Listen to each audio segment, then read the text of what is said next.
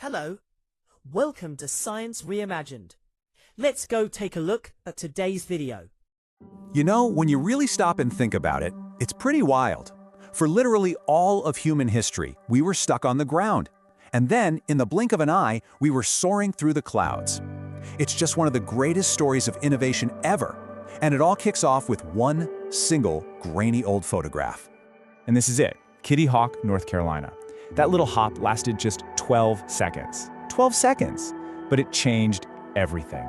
It was the very first moment we actually broke free from the Earth. But it also begs a really interesting question. I mean, the guys who pulled this off, they weren't famous scientists with huge labs and tons of money. Nope! They were Orville and Wilbur Wright, brothers who ran a little bicycle shop in Dayton, Ohio. They were going up against the biggest brains and the deepest pockets of their day. So how on earth did they do it? What was their secret? Well, the answer is actually pretty simple, and it's probably not what you're thinking. See, it wasn't about having a more powerful engine or bigger wings. The real problem, the thing everyone else was kind of missing, was how do you actually fly the thing once it's in the air? It was all about control. Okay, so you gotta understand, before the Wright brothers, almost everyone thought flight was just a power problem. They figured if they could just build a big enough engine and strap it to some wings, poof, it would fly. But the Wrights, they realized the real challenge wasn't getting up, it was steering. It was mastering movement in 3 dimensions. So they broke the problem down into 3 basic movements. You've got pitch, which is tilting the nose up or down. Then there's yaw, which is steering the nose left and right. And finally, roll, which is tilting the wings to bank into a turn. And you know where they got this idea? From watching birds, seeing how they twist their wings to stay balanced and change direction. This focus on control put the Wrights on a totally different path from their biggest rival. And it set up this perfect classic showdown. The big shot, government-funded thinker versus a couple of unknown, self-funded tinkerers. Yeah, the race to the sky really boiled down to these 2 completely different philosophies. On one side, you have Samuel P. Langley. He's a famous scientist from the Smithsonian, he's got government money, and his whole focus is on power. And on the other side, the Wright brothers, paying for everything with profits from their bike shop, totally obsessed with a completely different problem, control. Langley basically thought he could solve flight on a blackboard. He put all his faith and all his money into building this massive, powerful engine. He figured he could just muscle his machine, the aerodrome, into the sky. It was one huge bet on brute force. But the Wrights? They did the exact opposite. Their whole method was about getting their hands dirty. They started by just watching birds. Then they built kites, then gliders to test their ideas. And when they realized the existing aerodynamic data was just plain wrong, you know what they did? They built their own wind tunnel to get the right numbers. For them, every crash wasn't a failure. It was just more data. It was another lesson learned. And this whole long process of testing and crashing and learning and rebuilding, it all led to this one incredible machine.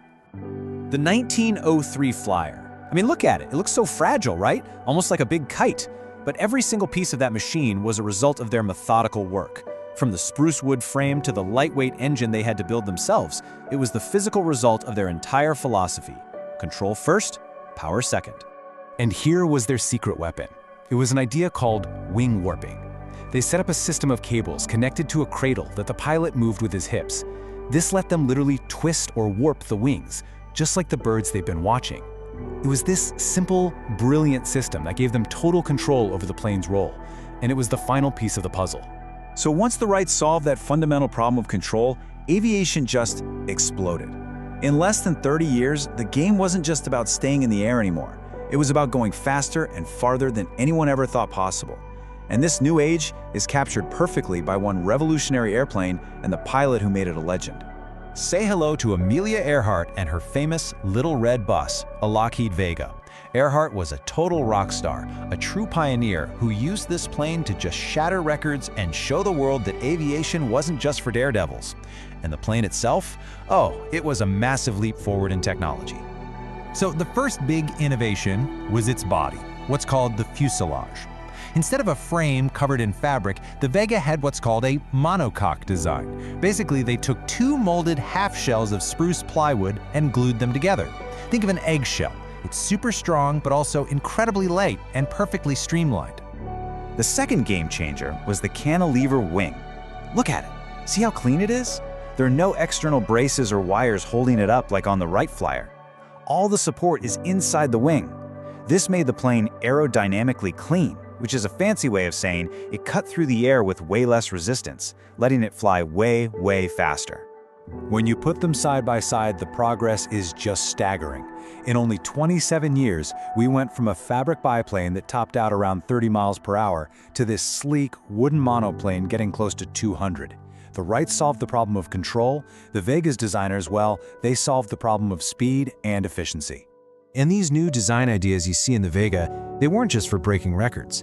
They were laying the groundwork for the entire future of air travel. They turned the airplane from a curiosity into a real way to get around. It happened fast. Just 5 years after the Vega, you start seeing the first true, modern airliners, like the Douglas DC-4. These weren't little wooden planes anymore. They were giant, all-metal aircraft with 4 engines, built to fly dozens of people across whole continents. Commercial air travel was officially born. And the pace just kept getting faster. By 1953, we're leaving propellers behind for the insane power of jets and rockets. You had experimental planes like the Douglas Skyrocket that didn't just fly, they ripped a hole in the sky, becoming the first to fly faster than twice the speed of sound, a barrier people once thought was impossible to break. I mean, just let that sink in for a second. We went from a 12-second flight to flying at Mach 2 in a single lifetime. It's a truly unbelievable story of what we can achieve, all started by a couple of tinkerers who refused to believe we were meant to stay on the ground. It just makes you wonder, what's next?